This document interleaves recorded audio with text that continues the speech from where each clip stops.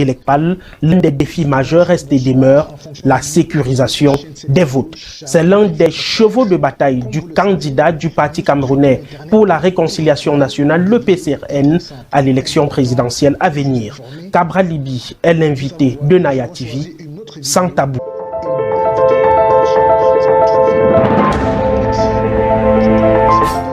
Cabral Libili Ngenge, bonjour. Bonjour, monsieur Kamga. Vous allez bien?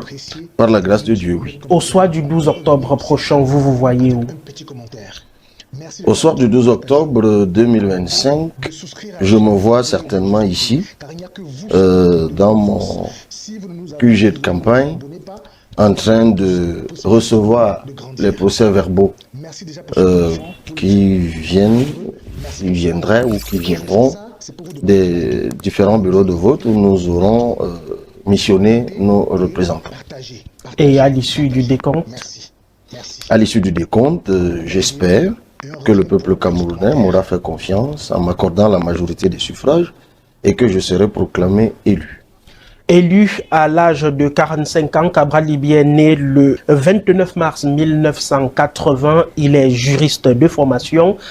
Il a fait ses classes à l'université de Yaoundé de Soie, où il est donc diplômé de master en droit privé international, droit public international, corrigez-moi.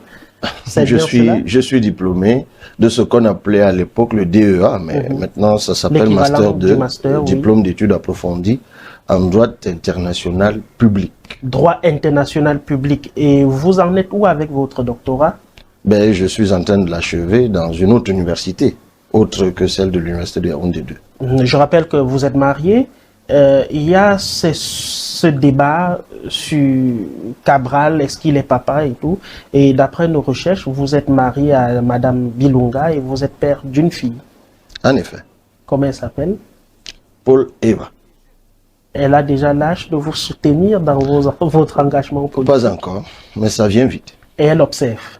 Ouais. Je rappelle que depuis 2020, vous êtes député à l'Assemblée nationale, vous êtes secrétaire du bureau de l'Assemblée et vous êtes donc le président du Parti camerounais pour la réconciliation nationale. Après moult tractations en justice, vous avez finalement eu gain de cause, même s'il y a eu pouvoir en cassation de Robert Kona qui se réclame donc la paternité du PCRN. Nous n'allons pas débattre sur cette question-là puisque vous avez eu gain de cause à divers niveaux de la justice. Vous êtes également donc le candidat du PCRN à l'élection présidentielle du 12 octobre 2025. Vous avez franchi toutes les étapes. Il ne reste plus qu'à ouvrir la campagne, à battre et à convaincre les Camerounais avec votre projet de société. Vous avez déjà choisi au niveau d'Elections Cameroun le thème, la couleur de votre campagne. Il s'agit de l'orange. Vous avez expliqué dans une vidéo le choix de l'orange. Pourquoi sur Naya TV? Pourquoi l'orange? Ben, l'orange parce que c'est la couleur de la communication, c'est la couleur de la proximité, c'est la couleur de la confiance. Voilà. Couleur de la confiance pour Cabral Libye Ngenge, qui est donc notre invité sur Naya TV. Je rappelle que l'épine dorsale de cette émission sera donc les fraudes électorales et comment sécuriser son vote le 12 octobre 2000 prochain pour pouvoir avoir donc un scrutin des plus crédibles qui marquera une phase importante de l'histoire du Cameroun. Cabral, vous avez dans une vidéo récente intitulée fraude électorale, dénoncer, démasquer ces tripatouillages observés lors des élections précédentes, notamment les législatives et municipales de février 2020, en rapport avec l'élection présidentielle de 2018. Je vous permets, chers internautes, de regarder en quelques minutes et nous revenons sur ce plateau pour en débattre. Supposons que nous sommes dans le bureau de vote école publique Souzagar B, où on a 500 inscrits. À l'issue du vote, le dépouillement des bulletins donne les résultats suivants. Candidat du pouvoir, 25 voix. Opposant 1, 100 voix. Opposant 2, 75 voix. Opposant 3, 10 voix. Bulletin nul, 40. Et abstention, 250. Face à cette situation, le représentant du parti au pouvoir propose de l'argent à la directrice de l'école primaire, qui est présidente du bureau de vote. 5 ou 10 000 au seul représentant de l'opposition dans ce bureau et 2 000 francs à chaque scrutateur s'ils ne sont pas du parti au pouvoir. Si la présidente et le seul représentant de l'opposition acceptent, pas de problème. Voici ce qu'on va écrire dans les PV. Candidat du pouvoir, 400 voix. Opposant 1, 50 voix. Opposant 2, 25 voix. Opposant 3, 5 voix. Bulletin nul, 10. Et abstention, 10. Tout le monde signe. Si la présidente du bureau de vote et le représentant de l'opposition refusent, le président de la sous-section ou de la section du parti au pouvoir appelle le sous-préfet, qui appelle le délégué départemental de l'éducation de base, qui va appeler la directrice pour la menacer de suspendre son salaire et l'affecter à Salapoumbé dès le lendemain. Si elle travaille dans une entreprise publique ou une société privée, on va menacer de la licencier. Au même instant, l'élite du coin qui est ministre, secrétaire général ou directeur à Yaoundé, ou simplement le chef traditionnel qui est militant du parti au pouvoir, il va arriver avec le commandant de brigade de gendarmerie et menacer le représentant de l'opposition, qui est un enfant du village, de le faire enfermer pour un motif totalement fabriqué, ou lui promettre à lui ou à ses parents toutes sortes de représailles, y compris le bannissement du village. Face à toutes ces menaces, ils vont signer et on dira que le candidat du pouvoir a gagné. Dans le bureau de vote de Souza 11 bis, où le dépouillement a donné à peu près les mêmes résultats, mais où les trafiquants n'ont pas eu le temps d'opérer, ils vont aller intercepter en chemin cette nuit-là ou le lendemain tous ceux qui ont les PV, utiliser les mêmes méthodes d'intimidation et faire signer de nouveaux PV avec des résultats fabriqués. Prenons quelqu'un qui s'appelle Mbok Kamga Aboubakar Daniel et qui vient s'inscrire à lycée d'Aquanor L. Son nom va effectivement sortir à la lycée d'Aquanor L. Et toutes les vérifications qui seront faites dans la liste de Douala 5e ne détecteront aucun problème. Sauf que dans le système informatique, on utilise la majorité de ces données essentielles, sauf son nom. Ainsi, on va créer Kamga Mbok Aboubakar Daniel, Aboubakar Mbok Daniel Kamga, Kamga Aboubakar Mbok Daniel, Mbok Daniel Aboubakar Kamga, etc. Ces noms sont tous différents de Mbok Kamga Aboubakar Daniel. Et donc, pour le système, il s'agit de personnes différentes. Le toilettage des listes, lorsque les inscriptions sont arrêtées, se fait uniquement au sein des communes, des antennes communales d'Elections Cameroun. On va inscrire tous les noms créés à partir de Mbok Kamga Aboubakar Daniel, non pas à Douala 5e, où se trouve le lycée d'Aquanor L, où il est inscrit, ni à Douala d'ailleurs, ni même dans le Vouri, mais dans des bureaux de vote fictifs, en tout cas éloignés, à Libongo, qui est à 700 km de Bertois, à Sokambo et à Kika, qui sont encore plus loin, voire à Hamalade, un village lointain de la commune de Bibémi dans la Benoué, ou encore à Zina, dans l'extrême nord, à la frontière avec le Tchad. Des millions de noms sont donc créés par combinaison et constituent par groupe de 500 des bureaux de vote, qui sont sous le contrôle unique d'une toute petite task force qui est à la manœuvre. Ces bureaux n'ont aucun nom d'individu réel et donc personne n'ira voter là-bas. Leurs PV vont mentionner 100% en faveur du candidat qu'on voudra. Honorable Cabral Libi, député à l'Assemblée nationale et président national du PCRN, qui vous a donc adoubé pour être son candidat à l'élection présidentielle du 12 octobre prochain. Dites-nous, nous venons de voir donc ces chiffres où vous démontrez la fraude orchestrée par Elections Cameroun et validée par le Conseil constitutionnel. Dites-nous, comment est-ce que vous avez confronté vos chiffres, vos sources, pour pouvoir conclure qu'il y a bel et bien des fraudes électorales? Alors, d'abord, vous me permettrez d'apporter, mais c'est sans méchanceté, une petite rectification sur le verbe. Je préfère que vous disiez que j'ai été investi par le Parti camerounais pour la réconciliation nationale. De toute façon, c'est le verbe consacré par le code électoral. L'adoubement, ça pourrait être beaucoup plus polysémique que ça. Mais c'est pas le sujet. Maintenant, vous m'interpellez au sujet de ce que nous venons de suivre, sur comment nous avons trouvé les chiffres, parce que justement l'emploi des chiffres ou la convocation de ceux-ci fait toujours l'objet parfois de débats, de doutes, de contestations. Mais nous n'avons pas fait d'efforts surhumains à la vérité. J'ai devant moi ici, permettez, j'ai ici le rapport général sur le déroulement de l'élection présidentielle du 7 octobre 2018. Ça vient de l'ECAM. J'ai également là le rapport général sur le déroulement du double scrutin législatif et municipal du 9 février 2020 et des élections législatives partielles du 22 mars 2020. Donc, je ne fais pas de magie pour prendre le cas de la Liquier, parce qu'il y en a d'autres. Mais le cas spécifique de la Liquier, mais vous voyez, j'ouvre et c'est surligné en rouge. Ça met qu'en 2020, c'est 37 000 votants. Et puis, je peux ouvrir cette autre page, cette fois du rapport de 2018. Et là, j'ai la Liquier qui met 125 491 votants. Bon, voilà, ça fait un différentiel. Je vous ai dit qu'il n'y a pas d'effort sûrement à faire. C'est juste un effort d'observation. D'observation, d'analyse. Ça saute évidemment à l'œil. Je ne trahis pas un secret en disant que lorsque vous êtes entré dans ce bureau pour l'interview, votre première question, en tout cas, la première chose que vous m'avez dite, c'était que c'était tellement gros, ce que j'avais dénoncé, que vous n'étiez pas très sûr des chiffres. Ben, il a juste fallu que j'ouvre ces deux documents et que vous-même, vous fassiez les soustractions et que vous arriviez à la conclusion qu'il y a 88 000 électeurs qui se sont volatilisés dans la Liquier en 15 mois. C'est-à-dire, on a une élection le 7 octobre 2018, une autre le 9 février 2020. Ça fait 15 mois, si les calculs sont exacts. Le Covid même n'est arrivé, en tout cas officiellement déclaré, qu'en mars-avril, lorsque nous prêtions serment à l'Assemblée, enfin, nous arborions nos écharpes à l'Assemblée nationale. Donc, il n'y a pas eu d'hécatombe là-bas, il n'y a pas eu d'épidémie de je ne sais quoi là-bas.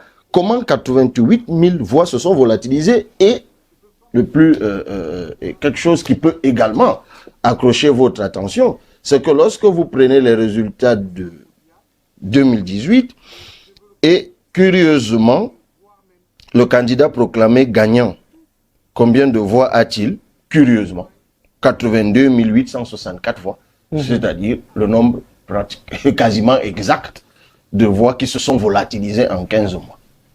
Vous tirez par vous-même la conclusion. Alors, nous étions en 2018, il y a donc cette corrélation avec 2020, cet écart de chiffres. Je rappelle que ce n'est qu'un exemple parmi tant d'autres. Nous n'allons pas parcourir tous les rapports d'Elections Cameroun, puisque ça nous prendrait il y a plusieurs exemples comme ça. Il y a plusieurs exemples, mais pour 2025, avez-vous jusqu'ici décelé des signes qui prévoient la fraude à l'élection présidentielle? Mais faut-il d'autres signes que celui-là? Celui-là est suffisamment gros pour qu'on n'aille pas chercher plus que ça. C'est ce que je vous dis. Et l'ECAM vous dira qu'entre-temps, le fichier a été nettoyé. Nous n'avons malheureusement pas accès au fichier pour savoir si les chiffres sont... Nous n'avons aucune raison de douter de ce que l'ECAM dit. Nous vous parlons des rapports que nous avons, du rapport de l'ECAM. Y a-t-il meilleure parole de l'ECAM que les documents que j'ai en face de moi? Sauf si vous me parlez d'un autre l'ECAM. Moi, je vous parle d'un l'ECAM qui me dit, moi, vous aussi, que 88 000 voix se sont volatilisées. Et j'attends plutôt que l'ECAM prenne la parole pour nous dire comment 88 000 voix, correspondant exactement au nombre de voix accordées au candidat proclamé gagnant en 2018, se sont-elles volatilisées? C'est là que nous attendons. Mais justement, n'ayant pas de réponse, nous sommes allés au fond. Nous avons enquêté, c'est ce que nous avons dit dans d'autres vidéos. Nous avons cherché à comprendre comment ça se passe et nous avons découvert qu'il y a effectivement un petit groupe de personnes.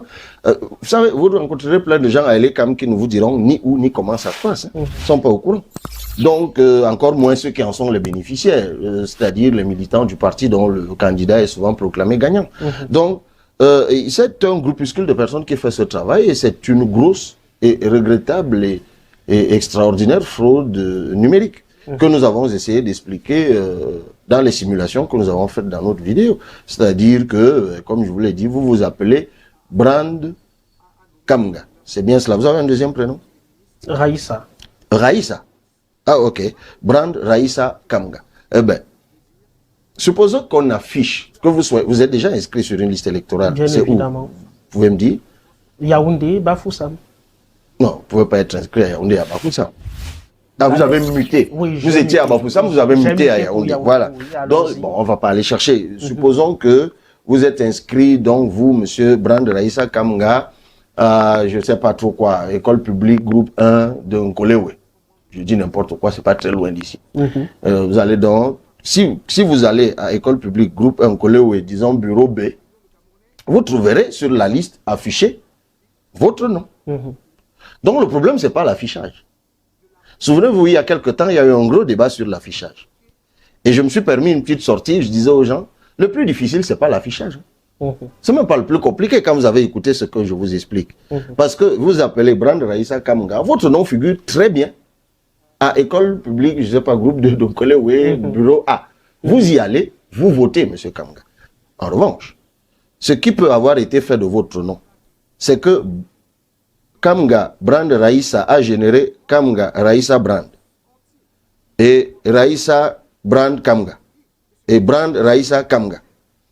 Ces trois autres personnes que votre nom a générées ne votent pas là. Donc, même si on affiche la liste, vous ne verrez pas de doublons.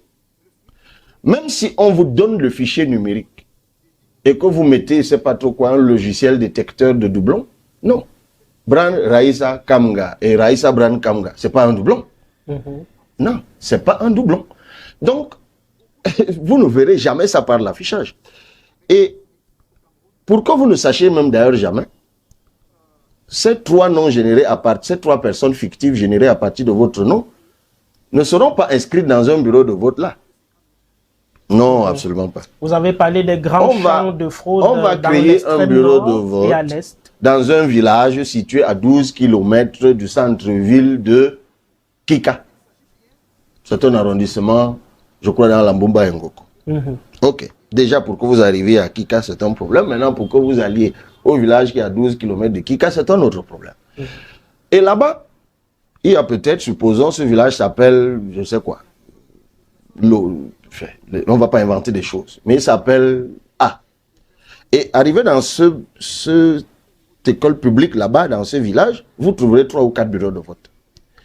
Un de ces bureaux de vote peut très bien avoir comme électeur que les noms fabriqués partout ailleurs. Mais si vous arrivez là ce jour-là, ce bureau de vote est bel et bien ouvert. Il y a même un président de bureau de vote dans ce bureau de vote. Il y a même des gens là-dedans. Sauf que personne ne va remarquer tout au long de la journée que il y a un bureau de vote ouvert là, mais dans lequel personne n'est entré voter. Mais simplement parce que c'était possible. Personne n'entrera jamais voter là-bas parce que c'est un bureau fictif. Mais encore que, si on veut faire que l'affaire soit vraisemblable, on peut même injecter là-bas 3 ou 4 personnes qui iront effectivement voter dans ce bureau de vote. Au bout, on dira que sur les 500, 4 sont allés voter. Mais comme c'est éloigné et qu'il n'y a personne pour surveiller, on dira que tous les gens inscrits dans ce bureau de vote ont voté pour un candidat qu'on a choisi à 100%. C'est ce que nous expliquons.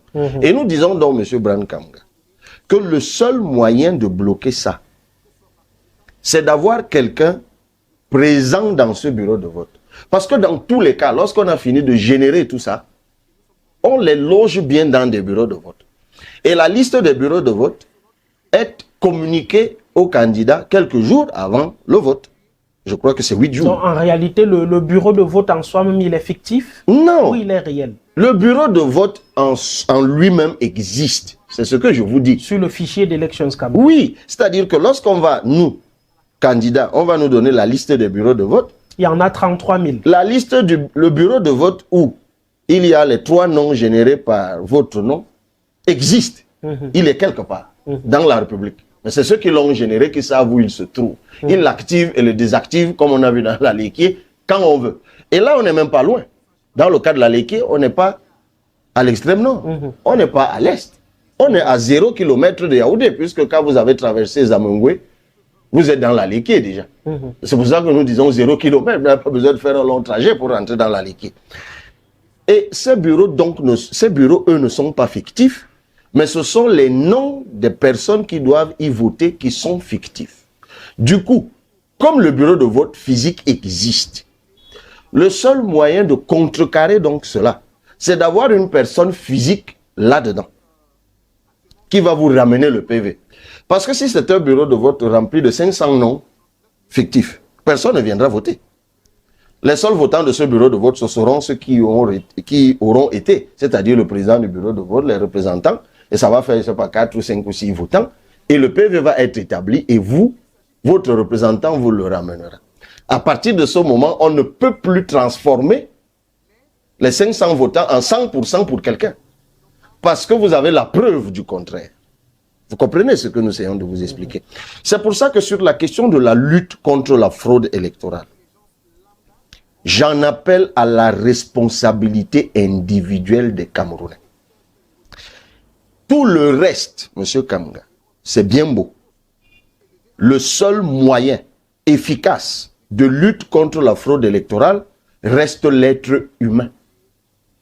Je répète, l'être humain, c'est-à-dire des personnes physiques qui vont représenter les candidats de leur choix, mais dans tous les bureaux de vote. Et moi, je ne comprends toujours pas, je n'accepte pas que l'on me dise, M. Kamga, que pour que cette opération d'efficacité fonctionne, qu'il faille de l'argent. C'est vrai, c'est personnel, je dis, j'arrive pas à comprendre, mais je comprends qu'on n'a pas non plus le temps d'éduquer tout le monde. Mais vous venez de dire qu'il y a 33 000 bureaux de vote. 33 000 bureaux de vote, oui. C'est l'information sans doute que vous avez tirée de l'ECAP. Donc on est passé de 25 000 bureaux de vote à 33 000 bureaux de vote. En 7 ans, soit. Il nous faut donc, pour chacun des candidats à l'élection présidentielle, il lui faut 33 000 personnes. À minima. À minima. C'est à raison de... Parce que, en principe, on met dans les commissions locales, vous savez, selon la loi, les commissions locales de vote, c'est-à-dire c'est des commissions de chaque bureau de vote. Chaque bureau de vote. Présidé d'un président de bureau de vote, d'un représentant du sous-préfet, ainsi de suite. Donc, tous les partis sont légalement autorisés à désigner un représentant dans cette commission locale de vote. C'est pour cela que je parle de 33 000 et que vous vous ajoutez à minima. Mais évidemment, on peut en trouver d'autres qui, eux, peuvent être, comme on est en train de le faire maintenant, dans la commission départementale et qui sont même en repérage devant le bureau de vote parce qu'il y a plein de choses qui peuvent se faire. D'où vient donc votre étonnement quant à la question de mobilisation des ressources financières? Alors, mon étonnement vient de ce que j'ai vécu. En 2018, notamment 2018 et même en 2020, il y a des Camerounais qui nous demandaient de l'argent pour le job de représentation dans le bureau de vote. Il y a même des Camerounais qui, ne recevant pas d'argent après, ont déchiré les PV. D'autres sont partis avec les PV. Et tout ça parce qu'on leur dit que les candidats ont reçu de l'argent pour ça. Bon, je dirais c'est peut-être faux et vrai. Parce que les candidats à une élection présidentielle reçoivent un financement dans le cadre du financement public de la campagne. Pour le cas spécifique de 2018, alors que la caution s'élevait déjà à 30 millions, nous n'avons reçu que 15 millions. 15 millions, oui. Dont la moitié d'ailleurs de la caution. C'était, je crois, la première fois que les frais de financement public à une élection présidentielle étaient aussi bas. Et c'est curieux que ce financement est aussi bas, exactement au moment où la caution, elle est devenue ce qu'elle est devenue. Et moi, j'en profite. Je profite de votre micro pour dire à tous ceux-là qui croient que les candidats reçoivent de l'argent pour la surveillance du vote que c'est faux. Ils reçoivent un financement dans le cadre de la campagne. Financement dont je viens de rappeler le montant, dont la modicité ne peut même pas évidemment supporter les charges de campagne. Donc, la surveillance du vote pour son succès, et heureusement j'étais au Sénégal en mars pour l'élection présidentielle qui a eu lieu, et j'ai vu comment les citoyens sénégalais bénévolement se sont mis au service du changement. Et sans le moindre franc. Sans le moindre franc, bien au contraire, c'est même eux qui le cotisaient. Et c'est pour ça que j'en appelle à la responsabilité individuelle de ceux qui nous regardent. Ceux qui se sont inscrits sur les listes électorales et qui souhaitent le changement. Et les CAM nous dit qu'il y en a aujourd'hui, un peu plus de 8 millions. Sur les 8 millions, je présume que ceux qui veulent le changement sont au moins la moitié. Donc disons 4 millions. Et si parmi ceux-là qui veulent le changement, il y en a qui disent, moi, il n'y aura pas de fraude dans mon bureau de vote. C'est-à-dire, vous allez voter, vous m'avez dit, dans votre bureau de vote, mais vous serez ce jour-là en train de courir et tout le reste. Mais si quelqu'un... Ça n'empêche pas le vote. Oui, mais vous n'aurez pas le temps de surveiller. Vous ferez le travail de journaliste, mais vous voterez. C'est ce que je veux dire. Je parle du citoyen ordinaire qui souhaite le changement. Il n'a qu'à se dire, ça n'arrive que une fois les 7 ans Le 12 octobre, c'est un jour férié. C'est un dimanche. C'est un jour férié. D'ailleurs, tout est souvent fermé ce jour-là. Donc moi, ma contribution au changement cette année se fera dans mon bureau de vote. C'est-à-dire que comme je suis sympathique ou soutiens à tel candidat ou à un tel autre, je cherche les responsables de ce parti, si je ne les connais pas, et je leur dis, écoutez, moi, un tel, je voudrais vous représenter dans mon bureau de vote qui est situé à tel endroit, donnez-moi le mandat, parce que les candidats doivent donner les noms. Et moi, je serai assis là-bas de 8h à 18h. Je partirai de chez moi avec ma bouteille d'eau et mon sandwich. Dans le cas de ceux qui veulent travailler avec le PCRN, nous avons mis en place une sous-commission de la surveillance du vote dans ce que nous appelons la commission stratégique de préparation de l'élection présidentielle. Cette sous-commission est dirigée par Honorable Roland Goïssi. Tous ceux des compatriotes qui se signalent pour faire ce travail, que ce soit physiquement ou par notre site internet www.cabral2025.cm, parce qu'il y a une plateforme dedans, nous leur donnons une formation. Parce que figurez-vous, M. Kamga, vous pouvez être assis dans un bureau de vote de 8h à 18h. Et on fraude comme on veut, sans que vous ne vous en rendiez compte. Je vais vous prendre un petit exemple. La loi dit que la police dans le bureau de vote est exercée par le président du bureau de vote. Vous venez vous-même de dire qu'il y a 33 000 bureaux de vote. Question, d'où sortent les présidents des bureaux de vote? Ça, c'est une question à laquelle aucune loi au Cameroun ne répond. Ni le code électoral, ni aucun autre texte. Et les CAM, tout son personnel, du plancton au président du conseil électoral, il n'atteint pas 5 000. Donc les effectifs de l'ECAM, même si les membres du conseil électoral décidaient eux-mêmes de devenir les présidents du bureau de vote, je dis des membres du conseil jusqu'au dernier employé, ils couvriraient à peine les bureaux de vote de Yaoundé. Mais il pourrait être issu des commissions consultatives électorales qui comportent en leur sein vous voyez que vous conjuguez maintenant au conditionnel. Il pourrait. La vérité, c'est que personne ne sait comment.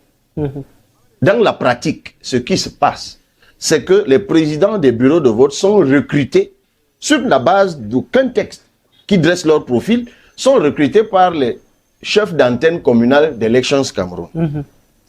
Selon que ce chef d'antenne communale est proche de tel ponte ou de tel autre ponte, le choix ira dans un sens ou dans un autre.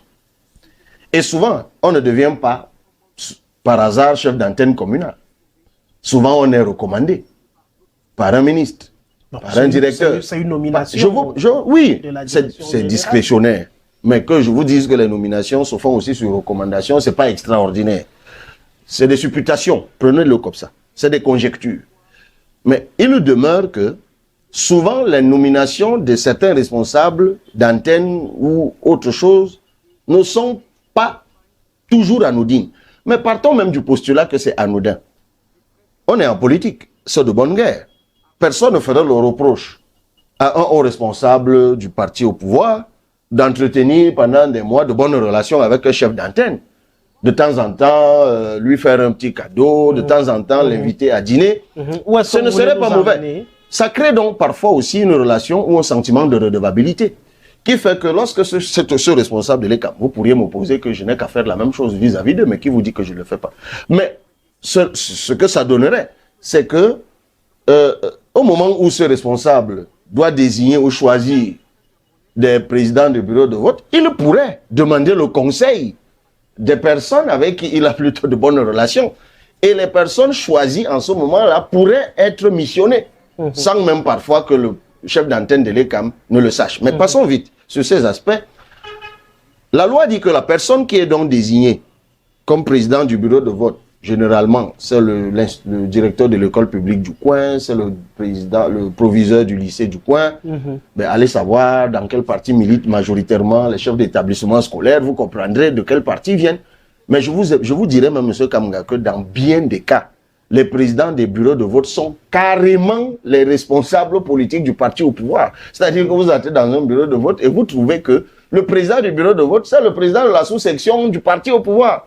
Vous savez, souvent on ne les connaît pas. En politique, tous les coups sont permis. Si le parti au pouvoir parvient à avoir 33 000 représentants, fût-il président de bureau de vote, fût-il représentant officiel du parti, il est donc de votre ressort à vous d'avoir 33 000 personnes disponibles pour se rendre dans ces bureaux de vote-là pour pouvoir suivre vos votes. Cabral Libye. Souffrez que je finisse. Vous parliez tout à l'heure qu'on passe totalement déçu de la question des moyens financiers évoqués par certains. Vous avez parlé de la Bumba et Goko avec des zones les plus reculées possibles. Si dans un bureau de vote, on a dans la localité que des représentants du parti au pouvoir, vous devez quand même bien supporter les frais de votre assesseur qui puisse se déplacer d'un point pour son bureau, puisque le plus souvent, il est volontaire, mais il n'a pas de moyens. Je vous concède qu'en politique, c'est de bonne guerre. Moi, je ne suis pas là en train de pleurer. Hein. Non. D'accord, évolue. Je ne suis pas en train de pleurer. Je suis en train de décrire. Vous avez dit que la ligne rouge de votre émission, c'est la fraude. Je suis juste en train de décrire ce qui se passe. Et figurez-vous, dites-vous bien qu'en le décrivant, je prends mes dispositions aussi. J'étais juste en train de vous dire, si vous permettez, avant de revenir à cette autre question, que dans un bureau de vote, c'est le président du bureau de vote qui assure la police, c'est ce que dit la loi. Quand vous arrivez, même en tant que représentant de parti politique, donc de candidat, c'est ce président du bureau de vote qui souvent vous affecte des fonctions dans le bureau de vote. Donc à vous, on peut vous dire, ok, monsieur Kamga, asseyez-vous là, vous allez contrôler les bulletins de vote. Bon, comme si les bulletins devaient se volatiliser. Et on va mettre quelqu'un d'autre à l'entrée pour contrôler par exemple l'identité des électeurs. Mais ça se joue là. Parce que un électeur qui débarque avec certes sa carte d'identité, mais une carte d'électeur qui ne lui appartient pas, en principe ne doit pas voter. Mais si celui qui est chargé du contrôle de l'identité est missionné pour ça, ce sera plutôt le code pour savoir que celui-ci est un électeur qui vient voter à la place de quelqu'un d'autre. N'avez-vous jamais entendu parler des gens qui sont allés voter et ont trouvé qu'on avait déjà voté pour eux? Mais c'est ce qui se passe. C'est parce qu'au niveau du contrôle de l'identité, le travail n'est pas fait. Donc, si vous êtes naïf et que vous ne le savez pas, on va vous affecter une tâche dans le bureau de vote. Vous croirez que vous êtes en train de contrôler alors que tout se passe là. C'est-à-dire il y a des gens qui peuvent même venir 10 fois dans la journée, parfois même ayant l'encre à main. Mais si celui qui est chargé du contrôle des doigts des gens, au moment où ils viennent voter, mettre des empreintes, a le code, il va laisser passer même s'il voit que vous avez déjà voté. Tout comme il verra bien que celui-ci a changé de t-shirt, il était là le matin avec un t-shirt blanc, maintenant il vient avec une chemise et tout ça. C'est pour cela que nous disions, je disais tout à l'heure que une fois que les gens se signalent pour nous accompagner dans ce travail, même s'ils vont le faire bénévolement, nous avons le devoir de les former à tout ça. De leur dire comment ils doivent se comporter dans un bureau de vote, pourquoi ils doivent aller avec leur sandwich, leur bouteille d'eau, pourquoi ils ne doivent pas se laisser intimider à un moment de la journée, vers 14-15 heures, lorsque le responsable politique ou l'élite du coin va passer, soit pour promettre l'entrée à l'ENAM, soit ayant appelé les parents pour leur dire que parlez à votre fils. Lorsqu'on va vous dire que non, votre père veut vous voir, en fait, c'est pour vous dire de sortir du bureau de vote. Donc, il y a 1000 subterfuges qui sont déployés le jour de l'élection, subterfuges au sujet desquels le représentant dans le bureau de vote doit être briefé. Vous voyez, ça fait peut-être 20 minutes que nous parlons de cette affaire, et je suis sûr que beaucoup de ceux qui nous regardent se disent, mais tiens, mais cette affaire, c'est pas aussi simple que ça. Tout comme j'ai eu des réactions après la vidéo, dont vous parliez des gens qui disaient, mais c'est pas possible. On n'a jamais, mais j'ai dit, mais vous parlez de fraude. Souvent, vous venez parler de fraude, de ce qui se passe à Yaoundé, vous perdez votre temps. Parce qu'une fois que l'élection est terminée, la commission locale de vote siège au niveau de la commune. On matche tous les PV et on dresse un PV communal. Puis on va au département pour dresser un PV départemental. Donc en fait, il n'y a que 58 PV qui arrivent à la Commission nationale de recensement de vote. Donc vous pouvez venir à Yaoundé et raconter tout ce que vous voulez. Tout s'est joué au niveau de la commune. C'est pour cela, bien que je sois juriste, je dis souvent aux gens, faites attention. Quand on vous dit que l'élection présidentielle se fait sur une circonscription unique, c'est écrit comme ça, mais il n'y a rien de plus mensonger. La vérité, c'est que l'élection présidentielle au Cameroun se gagne bureau de vote par bureau de vote. J'ai même envie de dire que s'il y a 34 000 bureaux de vote, il y a 34 000 circonscriptions. Donc vous devez vous organiser pour avoir un parfait contrôle de chaque bureau de vote. Mais je ne suis pas naïf. Je sais que cette élection où nous allons, il y a des endroits où il y a l'insécurité. Dans la partie ouest du pays, dans la partie septentrionale, ça pourrait être compliqué dans des zones comme ça.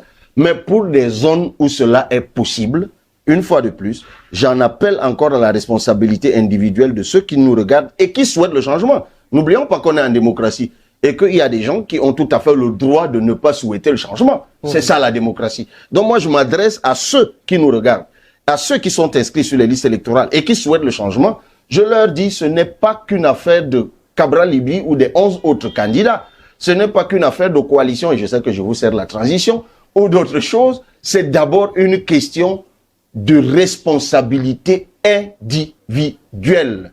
Qu'est-ce que moi, Brand Kamga, moi, Cabral Libye, ou n'importe quelle autre personne, qu'est-ce que je vais faire le 12 octobre 2025 pour que la fraude électorale ne passe pas par mon bureau de vote? On vous a suffisamment compris. Comment Merci de m'avoir laissé expliquer cela. Nous vous le concédons, c'était utile puisqu'il y a aussi de la pédagogie dans ce que nous faisons. Nous allons évoluer. Comment on fait pour avoir minimum 33 000 représentants de chaque candidat, puisque vous êtes 12, il y a le RDPC qui a réussi, n'est-ce pas, à avoir toujours des représentants dans chaque bureau de vote, n'importe où au Cameroun. Vous parliez tout à l'heure des bureaux qui sembleraient inaccessibles, mais qui malheureusement ont des PV qui remontent au niveau d'Elections Cameroun pour transmission au Conseil constitutionnel. Comment on fait pour avoir dans chaque bureau de vote un représentant de chaque candidat à cette élection? Brièvement. Très brièvement, c'est le maillage territorial. Comment? Un parti politique entre deux élections, qu'est-ce qu'il fait? Il gagne du terrain. Il s'installe sur le terrain.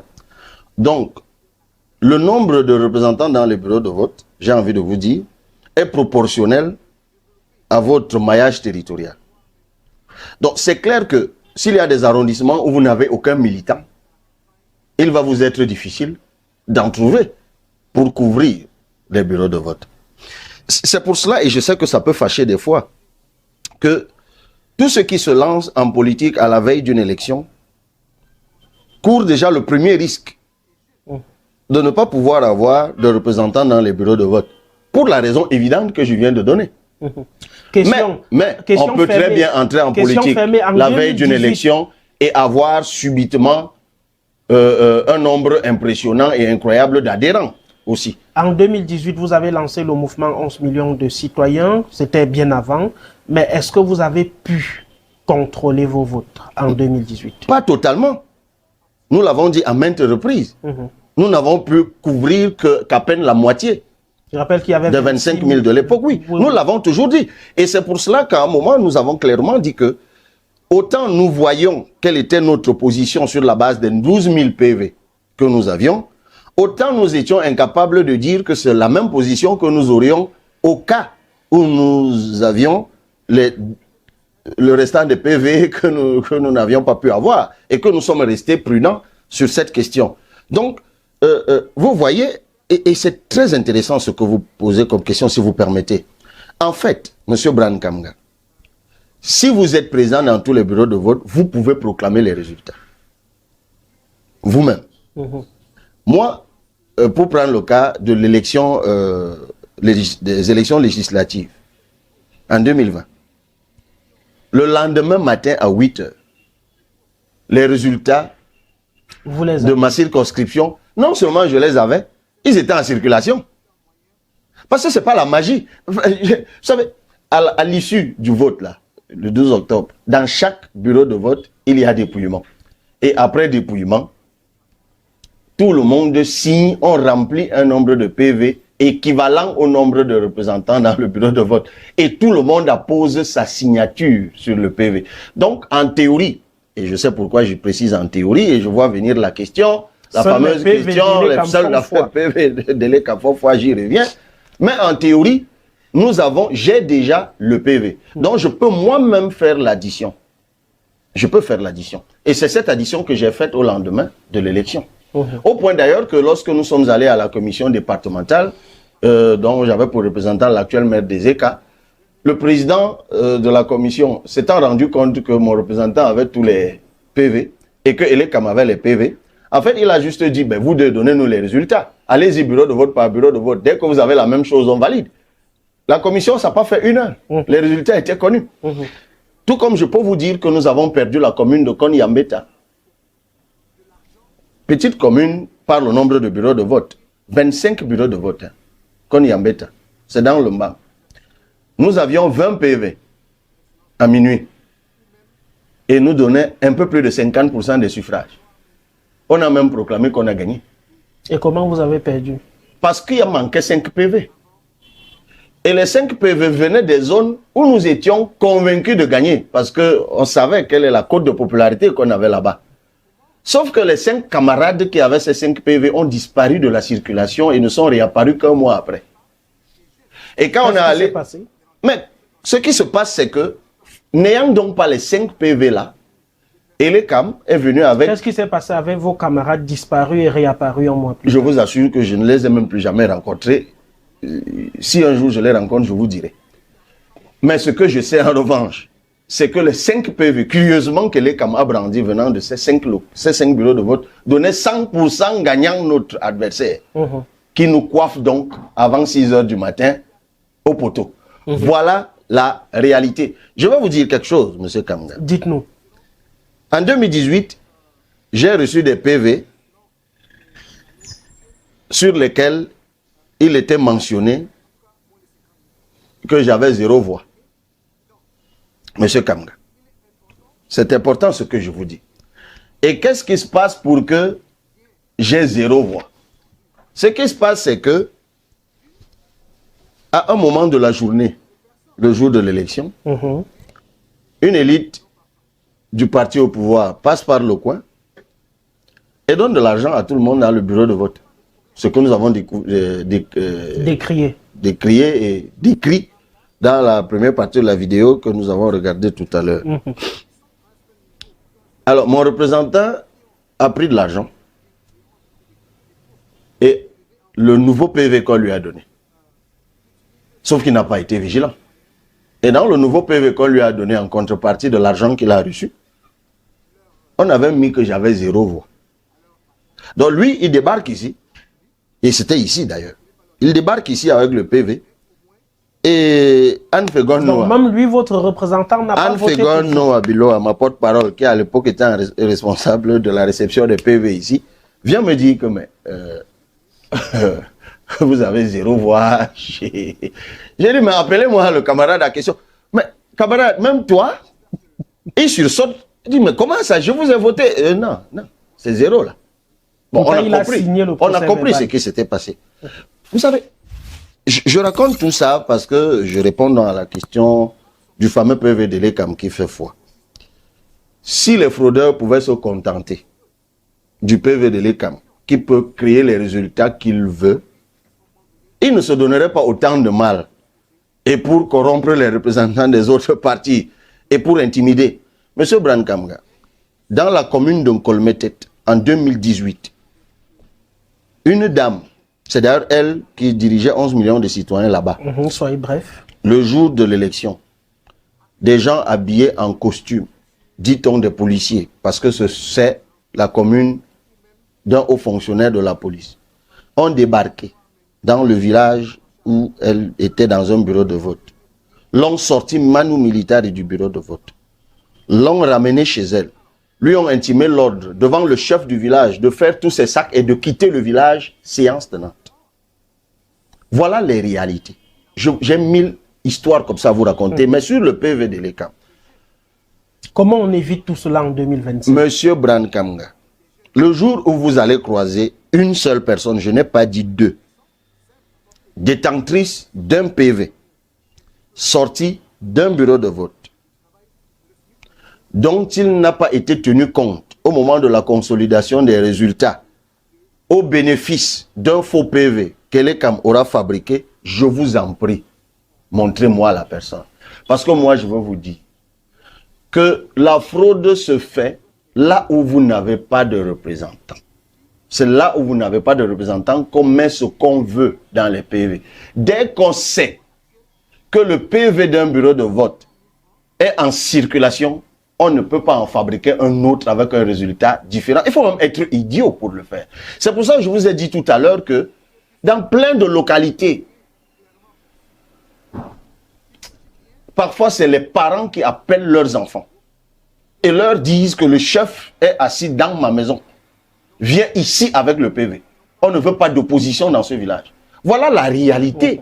Donc, si Elekam et les autres fraudeurs pouvaient se contenter de fabriquer des PV pour faire échec au PV sorti des bureaux de vote, mais pourquoi ils se donneraient autant de mal? Ils ne feraient que ça. La vérité, et je vous le dis en juriste, dans tous les pays du monde, lorsqu'il y a des documents en plusieurs exemplaires qui circulent, il faut toujours qu'il y en ait un qui fasse foi au cas où il faut départager les documents. Et c'est pour cela que celui de l'ECAM fait foi. Donc moi, à titre personnel, on peut toujours m'accuser de tous les noms sur cette question. Petite anecdote, 2018, je suis en réunion avec le conseil électoral à Douala et un acteur politique bien connu, je peux citer son nom, M. Elimbi Lobé, prend la parole et invoque cet article. Et immédiatement, dans la même réunion, le responsable de l'ECAM, de Douala 5e de l'époque, lève la main et prend la parole et lui dit, mais monsieur, comment êtes-vous devenu conseiller municipal la dernière fois? Bon, M. Elimbi ne semblait pas bien se rappeler. Il lui dit, mais moi je vais vous rappeler. Lorsque nous sommes allés à la commission de consolidation des résultats, les PV avaient tellement d'anomalies que nous vous avons demandé à vous du SDF, dont les écritures étaient beaucoup plus lisibles, de nous donner vos chiffres. Est-ce que ce n'est pas ce qui s'est passé? L'autre a confirmé. Est-ce que ce n'est donc pas comme ça que vous avez été élu? L'autre a confirmé. Il lui a donc dit, mais quelle est l'expérience personnelle que vous avez déjà eue de changement de résultat à cause d'un PV de l'ECAM fabriqué la veille? Il n'a pas donné. Donc, parfois, arrêtons aussi de couvrir nos propres défaillances.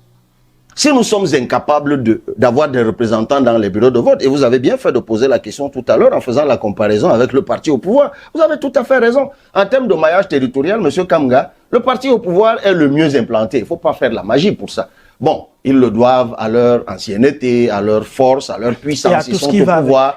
Mais statistiquement, ils sont les plus implantés. Mais est-ce que cela empêche que les autres s'implantent aussi?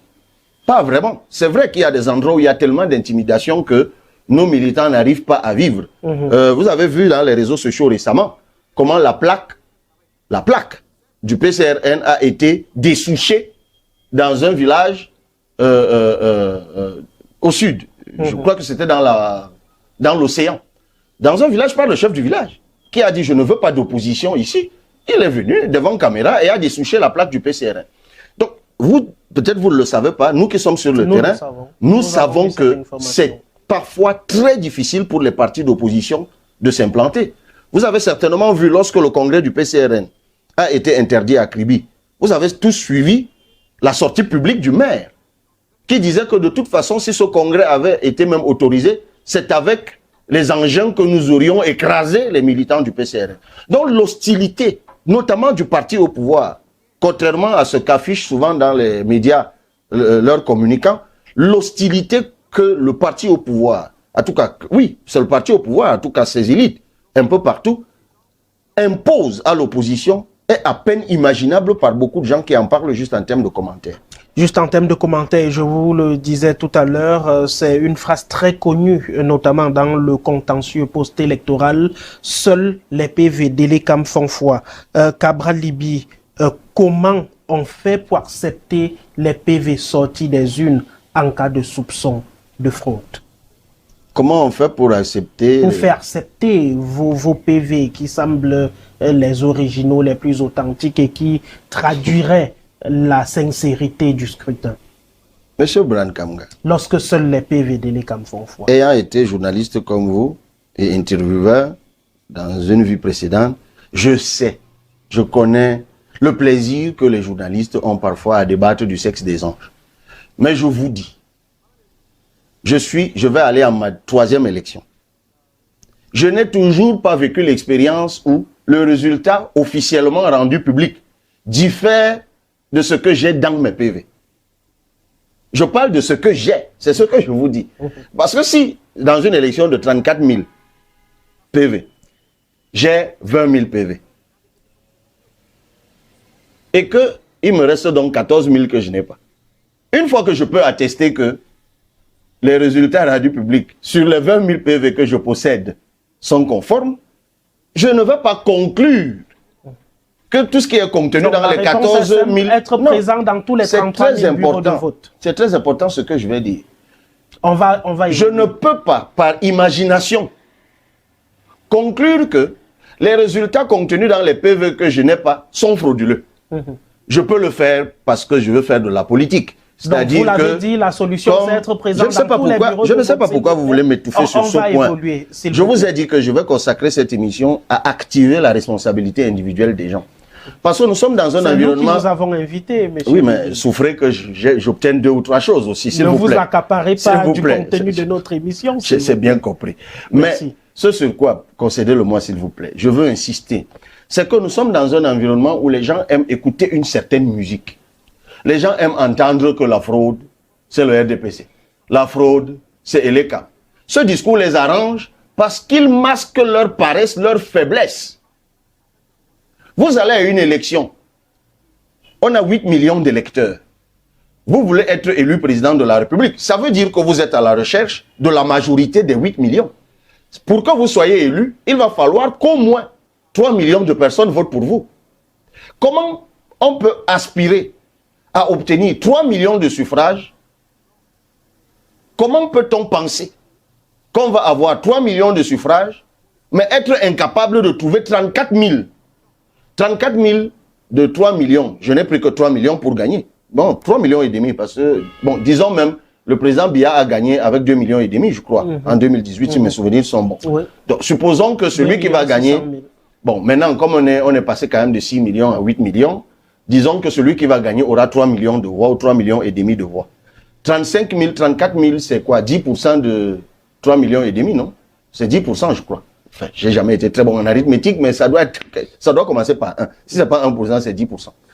Alors, moi je pense, monsieur Brand Kamga, que si j'ai l'intention de remporter 3 millions et demi de suffrages, je dois quand même en faire la preuve en mobilisant 34 000 surveillants dans les bureaux de vote. Ah oui. Ah oui. Parce que je ne pourrais pas avoir 3 millions et demi de suffrages s'il n'y a pas au moins 34 000 personnes qui me sont sympathiques et qui peuvent accepter de travailler bénévolement pour protéger mon vote. Si j'en suis incapable, c'est que j'ai un problème. Et c'est cette faiblesse que nous n'aimons pas assumer. Parce que pour gommer cette faiblesse, entre 2 élections, M. Kamga, vous devez être sur le terrain. Vous devez être en train de travailler. Vous devez être en train de bêcher, de vendre votre projet, d'essayer de vous implanter, de former des gens. Si vous ne l'avez pas fait, ou si vous ne l'avez pas fait suffisamment, quand on arrive donc au point où on est arrivé, et c'est le sens de votre question, vous devez vous réinventer, ou vous inventer. C'est pour cela que l'argent donc intervient. C'est-à-dire, à défaut d'avoir des militants et sympathisants qui peuvent bénévolement faire ce travail, on est donc obligé de chercher de l'argent. Et je vous dis que je ne m'exclus pas. On est donc, c'est pour ça, j'ai lancé, je l'ai dit, parce que je reconnais que mon niveau de maillage territorial, quand je dis mon, le niveau de maillage territorial du PCRN aujourd'hui ne couvre pas encore l'entièreté du territoire camerounais. Donc, je suis conscient de ce que pour gommer cette insuffisance, il me faut de l'argent, cette fois pour payer des prestataires. C'est-à-dire qu'il y a des Camerounais à qui je vais donner de l'argent pour qu'ils me représentent dans un bureau de vote, en espérant qu'ils se contentent de l'argent que je vais leur donner. Ils pourraient en prendre ailleurs aussi. Parce que malheureusement, j'ai des adversaires beaucoup plus fortunés qui pourraient aller les voir. Oui, Cabral vous a même donné combien 5 000. Oh, dis donc. Voici 15 000. Ou plus. Prends le nouveau PVC, tu peux lui donner. Ou plus. Ah non, mais il y a des cas où on parle de 50 000, 100 000. Hein. Non, vous n'avez pas idée. Est-ce que vous savez qu'il y a même des Camerounais qui maintenant vont eux-mêmes se présenter aux candidats pour les aider à les représenter dans les bureaux de vote? C'est un job. C'est devenu un job électoral. Donc il y a des gars maintenant qui se font des sous pour ça. Vous voyez jusqu'où l'irresponsabilité et l'impuissance apprise peut amener des gens. À chacun donc de prendre ses responsabilités pour accompagner son candidat afin d'avoir les bons procès-verbaux sortis des différents bureaux de vote le 12 octobre prochain. Nous n'avons pas la prétention d'avoir parcouru tous les angles ou toutes les méandres de ce qui concerne la surveillance des votes, mais nous allons dans un instant poursuivre avec cette émission de Sans Tabou avec notre invité. Alors, maintenant que vous avez regardé, vous avez écouté, vous avez suivi, vous avez liké et vous avez partagé, merci de l'avoir fait, car nous comptons toujours sur vous. Nous sommes arrivés à la fin de la vidéo, mais nous comptons toujours sur vous. Donnez vos commentaires, dites ce que vous pensez. Si vous avez une critique à faire, faites-le. Nous recommandons ces commentaires, nous répondons à tous vos commentaires et nous acceptons toutes les critiques. Merci pour ceux qui ont partagé, qui continuent de partager, qui like, qui écoutent nos vidéos, qui écoutent nos publications, qui like, qui commentent et qui partagent, comme nous vous le recommandons, nous le demandons. Merci beaucoup pour tout cela et nous espérons qu'avec vous, nous grandirons et nous irons loin, car il n'y a que vous seuls qui pourrez nous aider. Merci. Alors, maintenant que vous avez regardé, vous avez écouté, vous avez suivi, vous avez liké et vous avez partagé, merci de l'avoir fait, car nous comptons toujours sur vous. Nous sommes arrivés à la fin de la vidéo, mais nous comptons toujours sur vous. Donnez vos commentaires, dites ce que vous pensez. Si vous avez une critique à faire, faites-le. Nous recommandons ces commentaires, nous répondons à tous vos commentaires et nous acceptons toutes les critiques. Merci pour ceux qui ont partagé, qui continuent de partager, qui like, qui écoutent nos vidéos, qui écoutent nos publications, qui like, qui commentent et qui partagent, comme nous vous le recommandons, nous le demandons. Merci beaucoup pour tout cela et nous espérons qu'avec vous, nous grandirons et nous irons loin, car il n'y a que vous seuls qui pourrez nous aider. Merci.